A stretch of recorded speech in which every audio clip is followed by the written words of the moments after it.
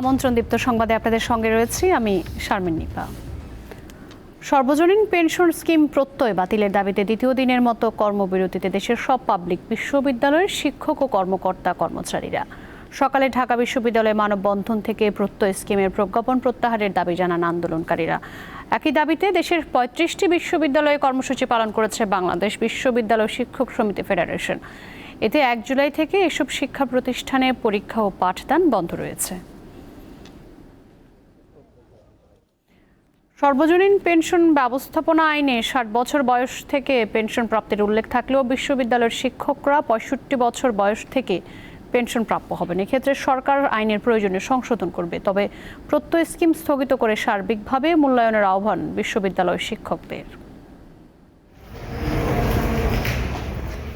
দেশে বর্তমানে ৪০৩টি স্বশাসিত, স্বায়ত্তশাসিত ও রাষ্ট্রায়ত্ত প্রতিষ্ঠান রয়েছে।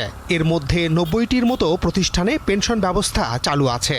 অবশিষ্ট প্রতিষ্ঠান কন্ট্রিবিউটরি প্রভিডেন্ট ফান্ডের আওতাধীন। গত ১ জুলাই থেকে স্বশাসিত, স্বায়ত্তশাসিত, রাষ্ট্রায়ত্ত ও তার অঙ্গ প্রতিষ্ঠানসমূহের জন্য প্রত্যয় স্কিম চালু করেছে জাতীয় পেনশন কর্তৃপক্ষ। লক্ষ্য সমাজের সর্বস্তরের মানুষকে একটি টেকসই পেনশন ব্যবস্থায় আনা। তবে প্রত্যয় পেনশন স্কিম নিয়ে আপত্তি জানিয়ে আসছে পাবলিক বিশ্ববিদ্যালয়ের শিক্ষক কর্মচারীরা। বন্ধ রেখেছে পাঠদান ও অন্যান্য কার্যক্রম। তাদের দাবি, এই স্কিম চালু হলে অবসরের পর বিদ্যমান সুবিধার বেশ কিছু সংকুচিত হবে। এদিকে মঙ্গলবার এক সংবাদ বিজ্ঞপ্তিতে জাতীয় পেনশন কর্তৃপক্ষ জানিয়েছে, ৩০ জুন ২০২৪ পর্যন্ত যেসব শিক্ষক ও কর্মচারী চাকরিরত আছেন তারা আগের মতোই সকল পেনশন সুবিধা প্রাপ্য হবেন। সর্বজনীন পেনশন ব্যবস্থাপনা আইনে ৬০ বছর বয়স থেকে পেনশন প্রাপ্তির উল্লেখ থাকলেও বিশ্ববিদ্যালয়ের শিক্ষকগণ ৬৫ বছর বয়স থেকে পেনশন প্রাপ্য হবেন।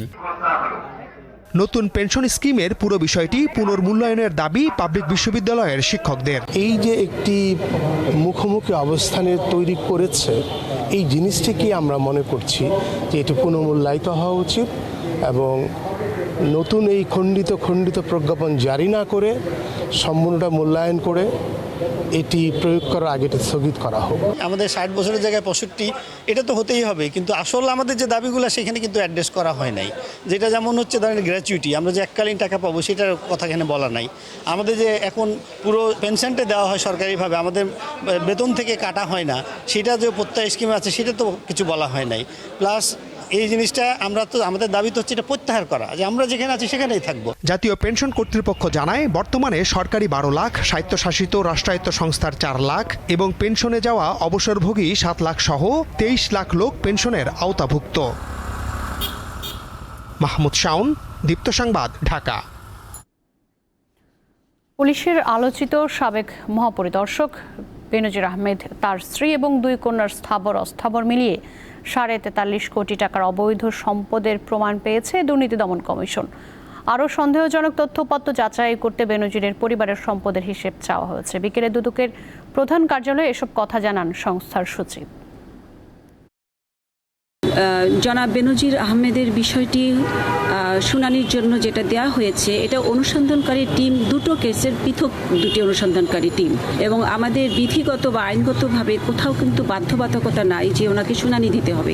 সেখানে বলা আছে আপনার যদি অনুসন্ধানকারী টিম মনে করেন তাহলে ব্যক্তিগত শুনানির জন্য তিনি ডাকতে পারেন। সেক্ষেত্রে জনাব বেনজির আহমেদের কেসে ওনারা সময় দিয়েছিলেন। সরকারি কর্মচারী আচরণ বিধিমালা অনুসারে সরকারি কর্মকর্তা কর্মচারীদের সম্পদের হিসাব বিবরণী দাখিল ও প্রকাশ সংক্রান্ত বিধিমালা বাস্তবায়নের নির্দেশ দিয়েছে হাইকোর্ট। মঙ্গলবার বিচারপতি নজরুল ইসলাম তালুকদার ও বিচারপতি কাজী ইবাদত হোসেনের হাইকোর্ট বেঞ্চ এ আদেশ দেন। একই সঙ্গে সংশ্লিষ্ট বিধিমালা বাস্তবায়নে কী পদক্ষেপ নেওয়া হয়েছে এ বিষয়ে ৩ মাসের মধ্যে অগ্রগতি প্রতিবেদন দাখিল করতে বলা হয়েছে। এর আগে সোমবার সরকারি কর্মকর্তা কর্মচারীদের স্থাবর অস্থাবর সম্পদের হিসাব দাখিল ও তা প্রকাশের নির্দেশনা চেয়ে হাইকোর্টে রিট আবেদন দায়ের করা হয়। আজ এ বিষয়ে শুনানি অনুষ্ঠিত হয়।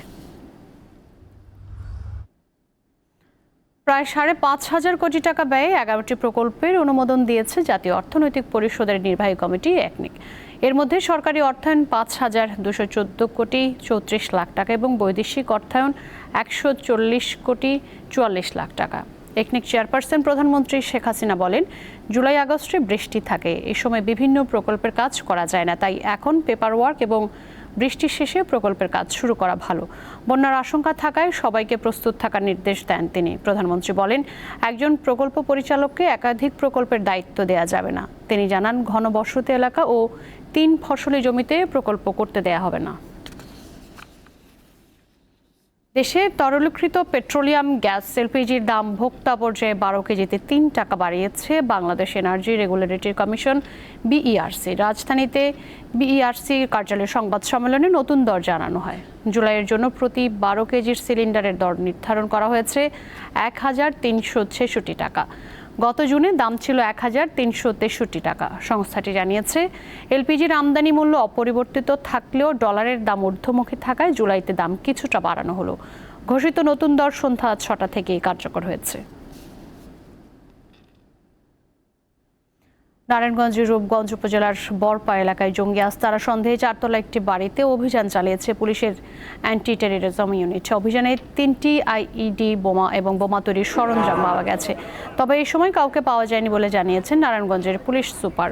বোমাগুলো নিষ্ক্রিয় করার চেষ্টা চলছে। এর আগে সকাল 10:30 থেকে 4তলা বাড়িটি ঘিরে রাখে অ্যান্টি টেররিজম ইউনিটের সদস্যরা।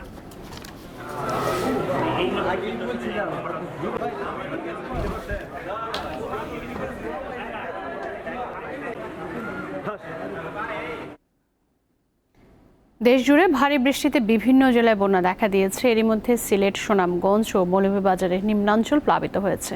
ফেনীর ফুলগাজী ও পরশুরাম উপজেলার চলমান এইচএসসি ও আলিম পরীক্ষা স্থগিত করা হয়েছে। কুড়িগ্রামের কাউনিয়া পয়েন্টে তিস্তার পানি হ্রাস পেলেও ব্রহ্মপুত্র, দুধকুমার ও ধরলা নদীর পানি সমতলে স্থিতিশীল রয়েছে।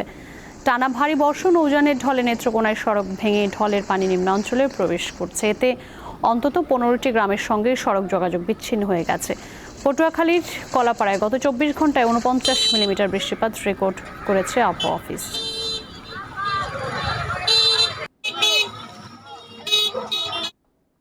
এবারে জানিয়ে দেব খেলার খবর। ইউরো কাপের কোয়ার্টারে ওঠার মিশনে রাতে রোমানিয়ার বিপক্ষে লড়বে নেদারল্যান্ডস। ম্যাচ শুরু বাংলাদেশ সময় রাত 10টায়। ডি গ্রুপে 1 জয় 1 হার আর 1 ড্র নিয়ে তৃতীয় দল হিসেবে রাউন্ড অফ 16-এ ওঠে ডাচরা। তাদের প্রতিপক্ষ রোমানিয়া ই গ্রুপে শীর্ষে থেকে জায়গা করে নিয়েছে শেষ 16তে। 2008 ইউরোর বাছাই পর্বে রোমানিয়ার বিপক্ষে কোনো ম্যাচই জিততে পারেনি নেদারল্যান্ডস। তবে মূল পর্বের খেলায় জয় পায় রোনাল্ড কোম্যানের শিষ্যরা। আরেক ম্যাচে রাউন্ড অফ 16-এ অস্ট্রিয়া লড়বে আসরের চমক দেখানো তুর্কিদের বিপক্ষে। আফগানিস্তানের নারী ক্রিকেটাররা শরণার্থী হিসেবে ক্রিকেটে ফেরার আবেদন জানিয়েছে আইসিসির কাছে। টেস্ট খেলুড়ে দেশগুলোর মধ্যে আফগানিস্তানের কোনো নারী ক্রিকেট দল নেই। দেশটিতে তালেবান শাসন ফিরে আসার পর নারী ক্রিকেট দল বিলুপ্ত করা হয়। আইসিসির নিয়ম অনুযায়ী টেস্ট খেলুড়ে দেশ হিসেবে আফগানিস্তানেরও একটি নারী ক্রিকেট দল থাকা বাধ্যতামূলক।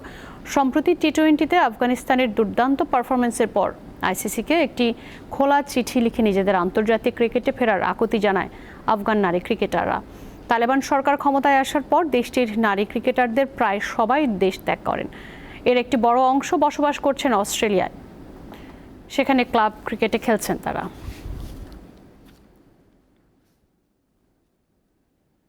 দর্শক, এই ছিল এখনকার মতো আমাদের পরবর্তী সংবাদ রাত 11টায় দেখার আমন্ত্রণ রইল। আরও তথ্য বিনোদনের খবর পেতে যুক্ত থাকুন দীপ্ত টিভির ডিজিটাল প্ল্যাটফর্মগুলোতে। ধন্যবাদ সকলকে এতক্ষণ সঙ্গে থাকবার জন্য।